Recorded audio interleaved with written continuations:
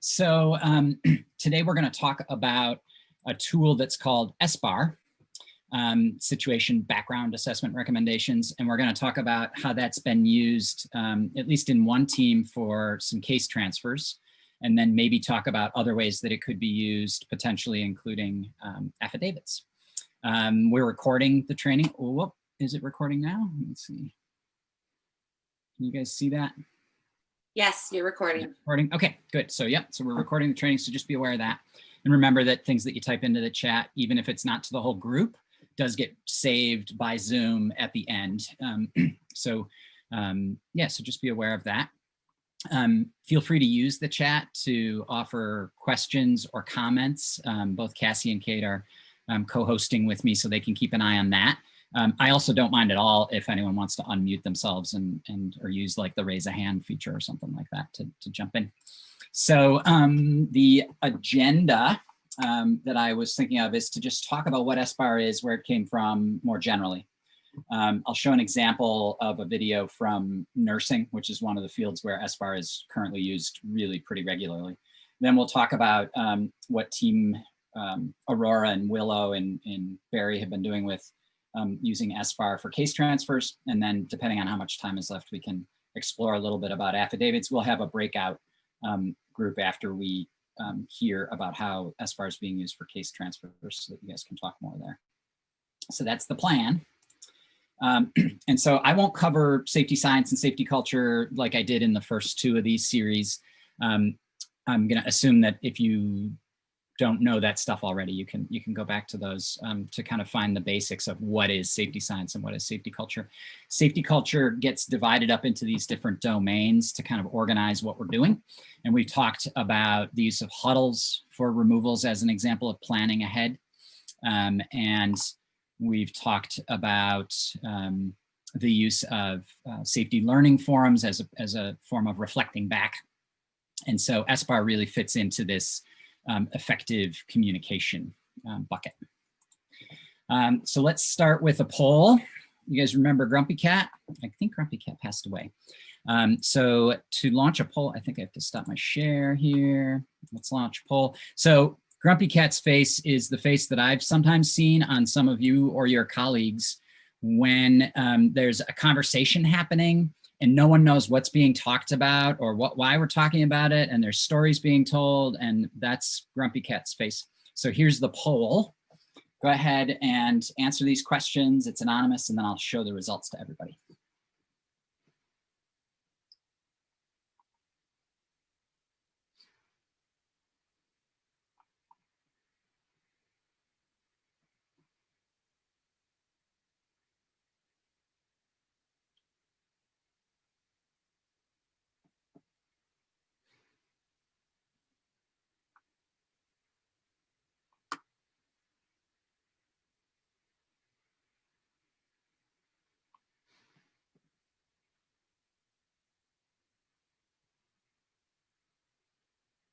Looks like we have about 2/3 in so far. So just a minute, I'll share it.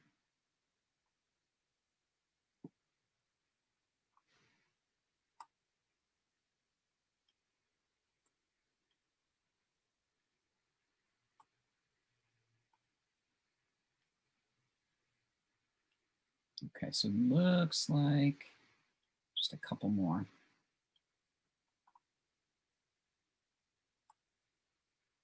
Okay, I'll show you the results. Okay, so have you ever been frustrated? Only occasionally. Some folks said regularly, and some folks said far too often. If a relatively simple framework could help, would you be interested in trying it? Yes. And then yes, with buy-in from others on my team and district. I actually think that's probably a really critical piece to this working. No, we already have healthy habits or other frameworks for this already. Excellent. And then no, not at this time. And that's fine too. We have plenty of stuff to deal with, don't we? Looks like a little bit more than half of the folks on the call have been a part of an SBAR recently. So that's nice. We can hear from them. Of folks who were in an SBAR, the majority found it helpful. Some said it wasn't helpful for me, but also not problematic. And then at least one person said it wasn't actually that helpful. All right. So like the other practices that we've offered related to safety culture, I want to offer these as options for you to try. And you may adopt them, you may adapt them to other purposes, or you may decide that you at your team or at your district have other practices that serve similar purposes and that those are already established. And there's nothing wrong with just keeping those. It's not like using SBAR for case transfers is somehow better than using an FSP framework for case transfers, right? It's just a different approach. And for some teams, the FSP may work better, or that may work better for certain parts of the transfer, whereas the SBAR may be better in other ways. So let me go back to my screen share. All right, Grumpy Cat, you can go away now. So safety culture, as you know, focuses on as much as possible on those kind of repeating patterns in the work where there's maybe increased risk that could disrupt the reliability of our safety outcomes. And so case transfers are one of those very repeating, we can predict that they're going to happen pretty regularly, events in child protection services where there's incredibly high risk that our work, the reliability of our work can drop if we don't consistently and efficiently and effectively transfer the right information from one worker to another. And you probably have heard it, I don't need to cite it, but there's a lot of research that shows that the more times a given case transfers between different workers, the poorer the child safety and well-being outcomes tend to be. That with each additional case transfer, it's like that childhood game of operator. Things get lost, things get misunderstood, and then there's also the relational aspect for the clients in working. So if we can target case transfers in a way where we're using safety culture to say the organization should hold some responsibility for designing systems that help, and that then we're working with safety culture around this critical juncture. So that's the idea of transfers. SBAR in general stands for Situation, Background, Assessment, Recommendation. It was initially designed by the military for use in nuclear submarines. I don't know to what extent it's currently used in nuclear submarines, but it was picked up by nurses, and it is very, very widely used and really strongly endorsed by nursing accrediting organizations as a really helpful, efficient way for nurses to really quickly communicate the essential information to a doctor. So for example, a doctor who's on call to say, you're not on site, here's the situation, here's my assessment of the situation, here's what you need to know about the client patient's background, and here are my recommendations. And I'll show you an example of that in a video in just a second. SBAR was initially designed really to be a way of transferring information from one person to another person, as opposed to a collective dialogue that might be more of a case consultation. It was really designed initially for the first party, the person who's transferring the information, to have done their assessment and make their recommendations, and for the next person to gather that information, ask clarifying questions if they have them, but then just operate from that assessment and recommendations as their starting point. We can ask folks in Teams Aurora and Willow if they are keeping it that straightforward. They may have opened it up a little bit more to a team level discussion, so we can talk more with them about that. So situation, what's currently happening? Why are you making or seeking an assessment and offering recommendations at this time? That's the first part of it. The B, the background, what's the historical context? Not all of the historical context. What's the historical context that's particularly relevant to the situation at hand? What do other people need to know? But also, how can you organize that information in a way that is easier for other people to keep track of and interpret it? So that's the background of SBAR. The assessment is, what is your assessment, the transferring worker's assessment of safety and risk? It can broaden out in some discussions to what risks might others see, but that wasn't the initial design. Where do you have clarity about your assessment, confidence in your assessment, and where do you feel less certain? This is actually a really critical piece to differentiate. I'm not sure how comfortable we all are. You're highly skilled professionals, you're in a system that really depends on you being able to think critically and offer your assessment of risk, your assessment of safety, your recommendations. And sometimes you will have very, very clear thinking with great confidence because you have a lot of significant evidence to back up your assessment and your recommendations. There may be other times in your practice where you have concerns. You can't ignore those concerns. However, you don't yet have enough evidence to say that you are confident in those concerns. And in a transfer of information to another person, it's important to offer your assessment and to be able to say, these are areas where I'm very clear and feel really confident. I also, maybe it would be, I also have concerns that there may be ongoing substance use in the family. These are the reasons I have these concerns, but I don't have the same level of clarity and confidence about this risk. But you need to know about this potential risk, right? So it's about sharing your assessment and then grading your clarity and your confidence so that the receiving person knows where they may need to fill in the gaps, where they may need to be a little bit more circumspect before they come to a conclusion. So that's under the assessment portion. And then the recommendations are, what would you do? What do you think needs to be done? What requests would you like to ask of the other person that you're transferring the information to? So in a nutshell, that's SBAR. As I said, it's a frame to help you organize the information that you want to communicate and then to effectively communicate it. And it's intended for this brief transfer of information. All the examples that I've been able to find, both within child protection as well as nursing, as well as elsewhere, they typically design a template that details underneath each of the situation, background, assessment, and recommendations, that details more specific information that's related to that transfer. And so we can see two examples of that, one that I pulled from nursing and one that the team Aurora developed. The person that's sharing the information needs to take time before they transfer to complete the template and organize their thinking. Otherwise, it's not an organized exchange of information. There isn't really a need for facilitation if it's one-to-one. If both people are familiar with, we communicate right now using SBAR, that's what we're doing, then there isn't really a need for any external facilitation. The SBAR structure kind of provides the facilitation.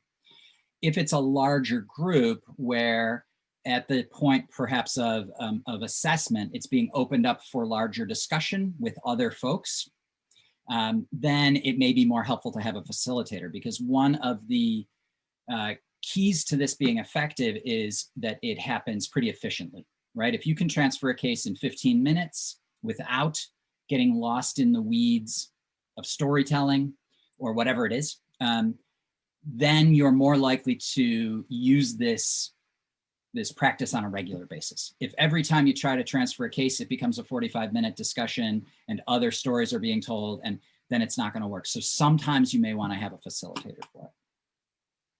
So I'm ready to share an example from nursing, but I'll pause for a second to see if there's anything from the chat or other questions that folks would like to ask. No chat questions. Thanks, Cassie. Okay. So I'll continue. So first we're going to see the template. So this is a template that was offered by the same hospital that offered the video that we'll watch right after this. So, so this is their template. You can see that they offer nurses pretty detailed information. It's kind of blends the idea of a checklist with organizing what information you'd like to share. And if you wanted to use SBAR for case transfers, then in a little bit, you'll see a template that you can work from, or you could adapt it. And I think, you know, if you were going to use SBAR for something else, let's say one of the districts decided that SBAR is a great framework for quick consultations with state's attorneys or AAGs. You may want to develop some kind of template together with them. What information in particular do we want to organize to share, right?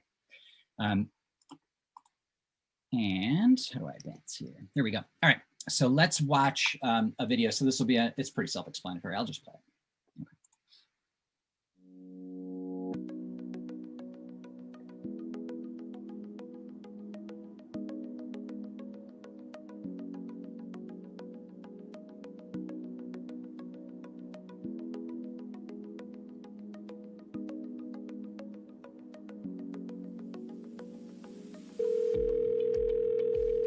Hooker 2, this is Tina. Hi, Tina. It's Dr. Siklick. Thanks for returning my call, doctor. The situation I'm calling about is I am finding our new admission, Thomas Brent, that's B as in Bravo, Brent, to be very restless and he's becoming agitated. I'm not familiar with Mr. Brent yet. The background is that he sustained a traumatic brain injury on February 1st. He has no known drug allergies. He is alert and oriented to person, but I have observed him becoming increasingly agitated over the last 30 minutes. The report from Hartford Hospital included he had received Seroquel, 12.5 milligrams for agitation, but I do not see it on his current list of medications that came with him. My assessment is that he may benefit from a PRN medication to help him adjust during this transition, and that Seroquel may work since it was administered in acute care. I recommend a one-time dose of Seroquel or another medication. Do you have any other questions? No, not at this time, Tina. Thanks for such an efficient report. I can be there in about 20 minutes to see Mr. Brent. In the meantime, I'll enter an order for one dose of Seroquel, 12.5 milligrams. Thanks.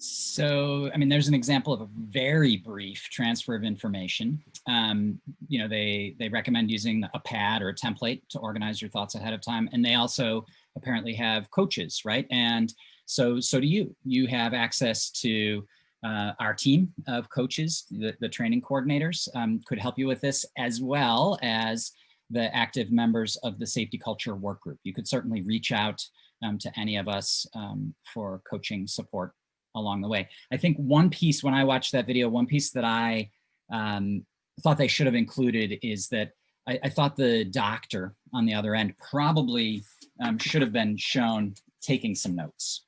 You know, ideally the nurse's SBAR write-up is offered to the doctor because there's all of the notes from the original person.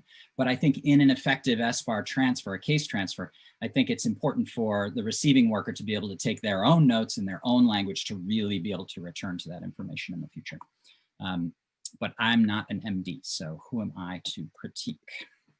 Okay, so I'll share this, and then we'll hear from anyone who's on the call from Barry who could speak to it more directly. So Teams Aurora and Willow have been piloting this. It started as a Leadership Academy for Supervisors change initiative that was designed together by Danielle and Marie Michelle from Barry. And I think Danielle's on the call. I think I saw her, so that's excellent. They created specifically the use of this for the transfer of CF cases. And I think maybe it extended out to in-home CCOs. And they created a matching template with information really specific to the needs of transferring those case types. The assessment investigations worker organizes the information and completes the template ahead of time. And then they typically have their case transfer conversations within their unit team meeting. And there's probably pros and cons to that. And we can hear more from them about that. So at that time, they use a screen share to show the template, and the worker who's transferring, the front end worker, talks through the details of the case. And I believe when they get to the portion of their template that you'll see that's about risk assessment, I believe that's where the conversation may open a little bit more for the whole team to develop risk statements together. And that's the basics of it. Oh, and they said that they target around 15 minutes, but it ends up realistically being more like 20 to 25, and that probably the single biggest struggle that they have to contend with is really staying efficient in their communication and not veering into storytelling, right? Which I don't want to mistakenly minimize the importance of that. I think storytelling in our work has an emotional regulation and a relational connection function for us. I think there are times where, you know, one worker is struggling and other workers express empathy and compassion by telling similar stories, right? So I don't want to minimize the importance of that. I think that's really important at times. But I think that's what causes grumpy cat's face to come out, is when we're needing to be efficient and then that's happening instead. So let me stop this screen share and just show you really quick. I'm going to share this as a document with you in the chat in a couple minutes, so you can look through this example in more detail. But I just wanted to pull it up here. So this is redacted. Let's see, I have to do a different screen share. Let's see. Here it is. Okay. So can you see SBAR transfer for family support and in-home CCO cases with some green text on it? Okay. So maybe I can make it a little bit bigger. So you can see there, I'll also give you their blank template in a minute or two in the chat as well. So you can see their template here has kind of basic family and case related information. When was the risk assessment completed? When is the case plan due? What's the outcome of the safety assessment? What's the sticker color for finding files? And is there a next court hearing date? When is that? And then under situation, their template includes why are we involved, review of the genogram, and describe the nature of the report and the outcome of the CSI, and what is the current status and situation of the family, what's the result of the danger safety assessment, is there a safety plan in place, what are the conditions of custody, summary if there is one. And so scrolling back up, you can see how the first paragraph here, information was reported from town fire and EMT with concerns for the condition of the home being inhabitable. So more information in here about, you know, what was initially the set of concerns. A safety plan was created for the children, a second home visit completed. So a pretty quick opening paragraph so that the receiving worker gets kind of the overall picture before going into too much detail. And then there's more family related information. Obviously I changed all these names to, you know, mother, father, child one, child two, et cetera, which makes it kind of hard to follow, but it's in here. And then the current status, family's homeless, et cetera. Kids are, you know, school, et cetera. And then it moves into the background. And so this is you can see how brief this is, right? A very, very brief summary of the pertinent background. And then the assessment is not just the scored risk items, but it's a critical thinking from that worker. What's your overall assessment? So this begins with there's ongoing concern for neglect, and then a little bit more information about that. With the family's current homelessness, increased concerns that they're at risk of neglect for these reasons. Then we have risk statements, and it says developed at teaming. We'll hear a little bit more from Team Aurora about that in a minute. What else do we need for closure of the case? Then we get to the R of recommendations. So the transferring worker offers her recommendations or his recommendations. It includes a discussion of what's the best way to approach this family in terms of engagement. Are we going to schedule a joint home visit or some other way to complete a warm handoff? What referrals are we tracking? What's the contact information? And then the genogram could appear down here as well. So in a minute, I'll put this as well as the blank template in the chat for you.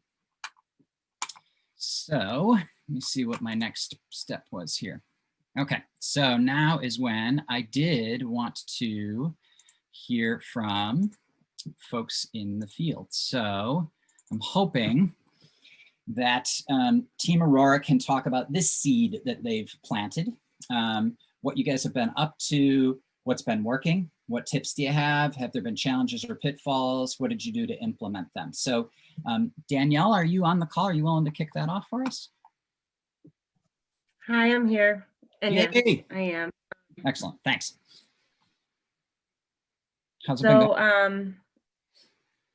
A few years ago, we used to use the FSP framework to do case transfers, and we did it in our teaming, and it was super effective. And then that practice kind of went by the wayside, and I think it was after my return from educational leave, and being in a supervisory role, feeling like I was supervising cases that I didn't know very well, and hearing some of the challenges from front-end workers as well as receiving workers about challenges of information not making it over, or certain things not being followed up on as one may have hoped. And so the transfer process was something that selfishly I really liked from some of the olden days, and wanted to figure out how to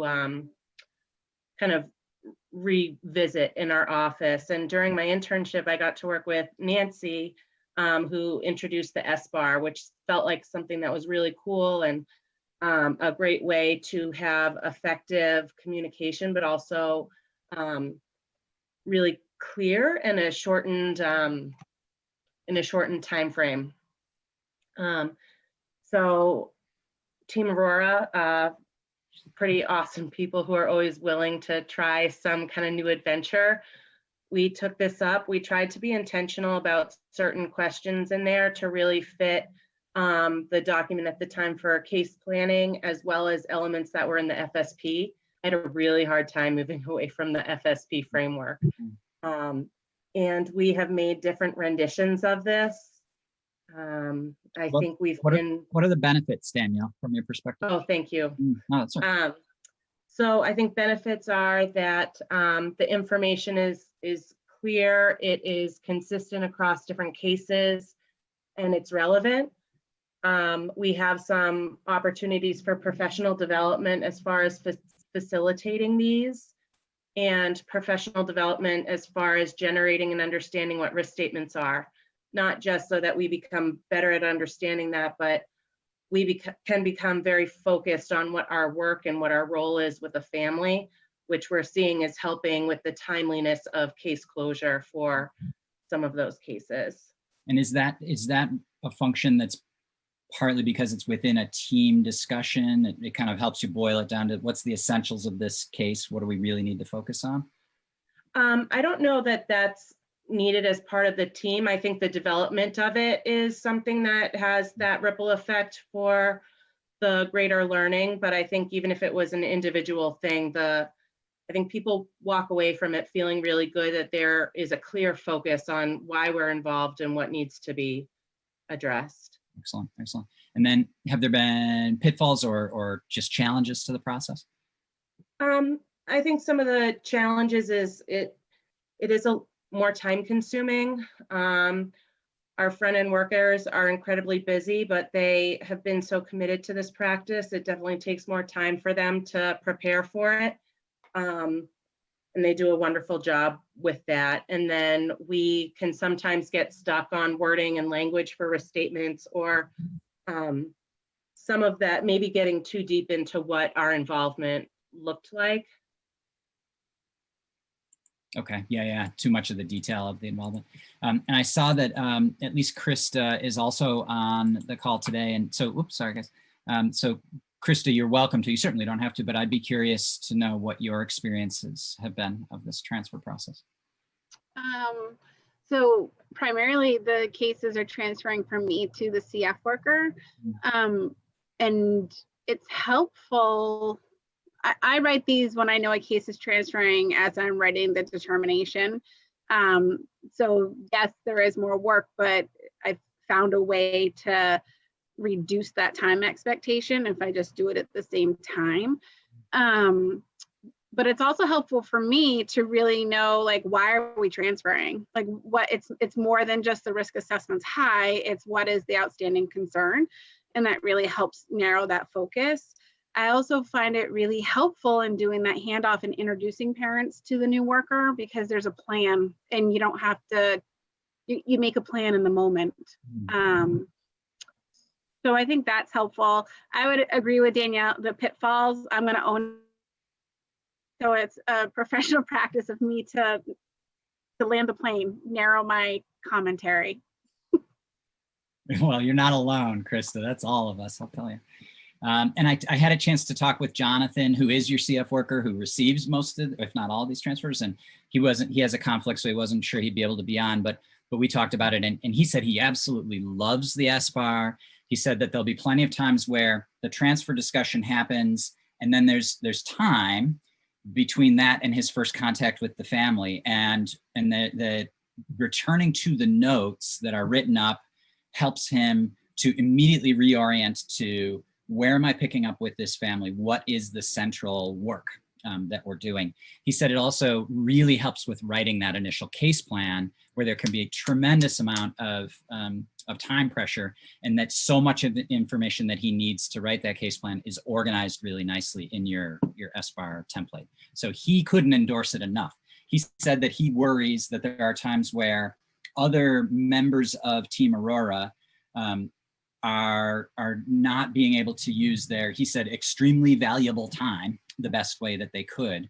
And so I think one of the considerations is the pros of having a discussion like this within the team, and with the supervisor present, are going to have to be balanced by the cons of this being a use of a number of different people's time. So I think it could be implemented in different ways with that in mind. And then Danielle and Krista, one more question for you. In terms of the SBAR and FSP as both as transfer processes, are there pros or cons? Are there times where you still use FSPs? Could you just speak to that a little?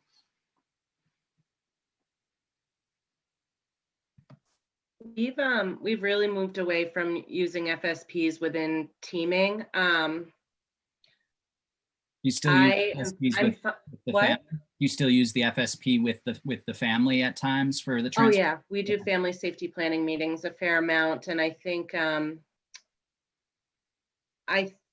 that knowing we're such chatters, I think if we were using the full FSP framework, my goodness, our complicating factors and strengths and stuff, we would be there all day. Yeah. And so I think that this does help us stay a little bit more narrowed, and it helps us to have a facilitator, but a lot of the information is pretty similar. Okay, great. Okay, thank you. All right, so I will put these questions into the chat, and then let's open up some breakout rooms. And I'd love for you to just chat with each other about what do your case transfers look like currently. If you'd like to explore using the SBAR format for that, what would be your next step? And are there other information transfers in our work that are pretty regular, where using SBAR might also be helpful? So let me stop the share, and let me just do a thing or two. Okay, let's find the chat here. And can you see those questions? Okay, great. So let's do breakout rooms now. And let's put 6 to 7 people in a breakout room. And let's talk for about 10 minutes. Sound good? Okay, see you in 10 minutes.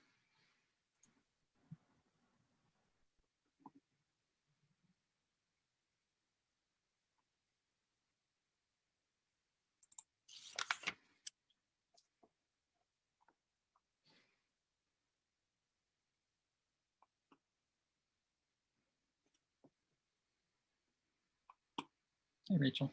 Hi, Pete. I guess I'm the first one back. First one back. It's nice. Oh, here comes everyone else. Right, yeah.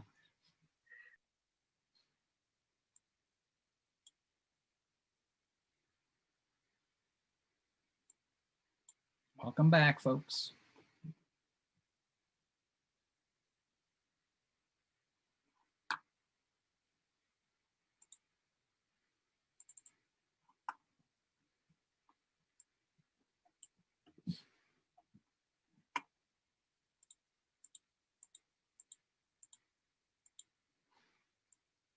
Okay, looks like we are all back. So I was hoping to just open the dialogue for a couple of minutes. If people had any questions, concerns, any enthusiasm that you wanted to express that came out of the breakout room discussions. And if you wanted to type ideas into the chat, if there were other times where information transfer happens, where you thought that SBAR might be helpful, you could do that. So are there questions, comments, concerns, enthusiasm, other ideas from the breakout discussions that people would like to share? I have a comment. So one of the themes that came up in our group was trying to figure out like the right amount of information. So, you know, we've a lot of people have had experience using the FSP process for transferring meetings. Some have used the SBAR. In our office, we sort of created our own. And it was pretty lengthy, but that piece of trying to figure out what's enough information, what's too much information, or you don't need all of that right now. That feels sort of like the tricky piece. So we haven't used SBAR yet, and we've been talking about using it, but I am a little worried that we're going to lose a little of what we get out of the meeting that right now seems like sometimes it's too much. Yeah, I couldn't. So it's just sort of a hard balance. Yeah, I think that's it. I think it's depth of information and efficiency of process. And if we go too far in one direction or the other, it's going to be problematic. And I think what I've heard from people who have been trying to use the SBAR is, like any other practice, it does take practice to start to understand those kinds of things, like what's the right amount of information. But I think using it helps them. Helps people learn that, especially if it's done in a team format where you can observe other transfers. You're not directly a part of it, and you can hear for yourself, oh, that's too much information, or maybe that's not enough. I think it's a little easier if you witness other people doing it than when you're in it yourself. Other questions, comments? Nancy, hi, go ahead. You're just muted. So. I had a thought based on that concern around losing information using the SBAR format for transfers. And I'm just wondering, I'm curious if the information that you fear you would lose in that process, if it would fit into one of those categories, situation right on the spot, but just sort of to think about it. If it's important for the receiving worker to know, can it fit into one of those 4 columns: situation, background, assessment, or recommendations? It's just a thought. Mm-hmm.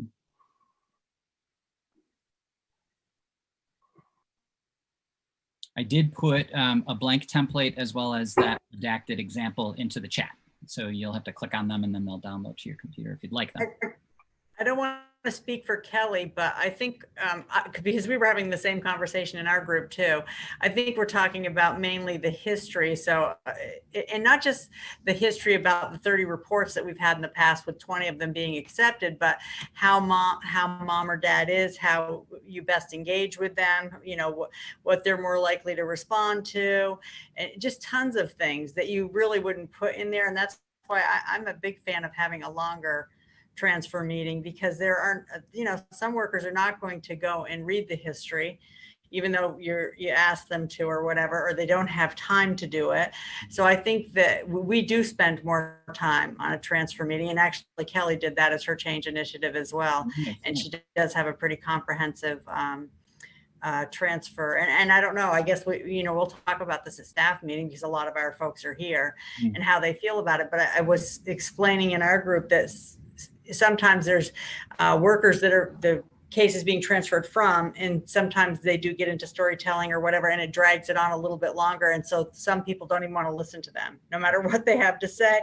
So I think that there's sometimes it's a way about presenting it, but I do think that information is important, not just the intakes and the history, but you know, I've had 5 cases with this mom and she really responds to this, and this is the way you kind of have to approach her, and all that kind of conversation gets lost when you're doing a quick 15-20 minute thing to get in what's going on right now. You know, you don't have time to discuss all those other little nuances of the family. Absolutely. And I think what safety science and safety culture informs is what's important is for a team to have an organized process that allows them to communicate effectively at these transition points. It doesn't have to be SBAR or FSP or whatever framework you're using.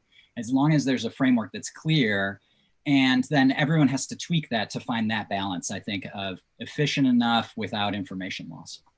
Mm-hmm. Other questions or comments about this? And otherwise, I'll spend a minute or two, if we have time, just talking about the idea around affidavits. Anything that anyone from Team Aurora wants to share in response to any of those questions? And if not, that's fine. You've both already been courageous participants, and I appreciate that. Okay, so let me share this other idea. I'm gonna do screen share one more time, if I can remember how to drive Zoom. Hang on a sec. Okay, so this is an idea. This is maybe a seed to be planted. This is only an idea.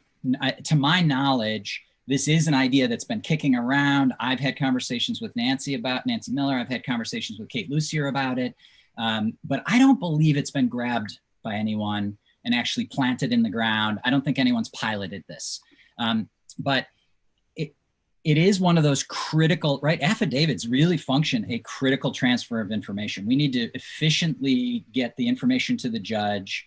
We need to make sure that it's the right information. We can't put everything in an affidavit. That'll just frustrate and confuse the judge. So it's this same process that we were just talking about of determining what's the critical information and then how do we organize it, right? If a judge gets an affidavit that starts with a bullet from 2003, because that's our first engagement with the family, and it's just a chronological, running of 17 years of history, that may not be the best format to really organize the judge's thinking. The judge may be new to the case. So the idea around this is that this could become the structure for how the affidavit is laid out.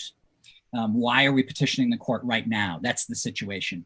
What's the critical information needed to know about parent behaviors, impact to children, and our efforts? What is your assessment about the safety and the well-being of the children, and what are you recommending at this time? And I created a very drafty initial stab at maybe some guidance for this that I'll put into the chat. And, it hasn't, I don't have experience with writing affidavits the way you do. So you may look at what I wrote and you may say, Pete should have had Cassie review this language better because this isn't the way we would write an affidavit. My hope is that it's not too far off. So I'm going to put that in the chat now. And if anyone wants to take it up, there it is. My suggestion would probably be that one of the earliest conversations that you would have would be with your state's attorney and your AAG to get their perspective on it, because whatever format of affidavit you use, it probably really needs to work from their perspective as much as anyone else's. So it's in there if you're interested. And then the very last thing that I want to put in is... I'm just going to say something from the chat. Sorry, Pete. That's okay. That Alyssa wrote, our recommendations are usually in the temporary care hearing form. So maybe taking a look at that doc so we aren't duplicating the piece around recommendations. Okay, that's good. Yeah. And I put survey information for this 1 hour blitz of a microlearning in here. If you click that link, and then the title is Safety Culture Practices Microlearning Series, today's date and my name. And so if you're able to do this, I would appreciate it. But we have a couple, literally 2 more minutes. Are there any other questions that people would like to put out there?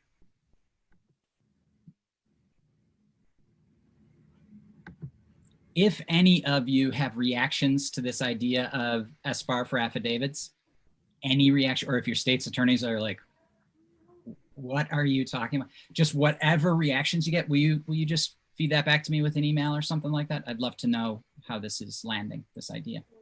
I think the goal is always to have them be streamlined and efficient. I think the challenging part comes in with different state's attorneys want things presented certain ways, and the judges. Like, we have some judges that 2 pages, like concise, to the point, get it done, and other judges literally want to know as much information as possible. And so it tends to vary depending on the district and the state's attorney and the judge at the time as to how we're presenting that information when we are filing the affidavits. And so it's always a balance between whoever is on the bench at the time. Absolutely. I hear that. Okay. All right. Well, that's a wrap on my end. Anything I'm missing for you guys? Other than it's Friday afternoon. Enjoy your afternoon, and the weekend's here in like a couple hours, I think, isn't it? Yay. It's the best part of micro learnings on Friday afternoon. All right, guys, take care. Be well. Talk to you soon. All right, thanks. Sure. Thanks, Pete. Of course. Great job. Thanks.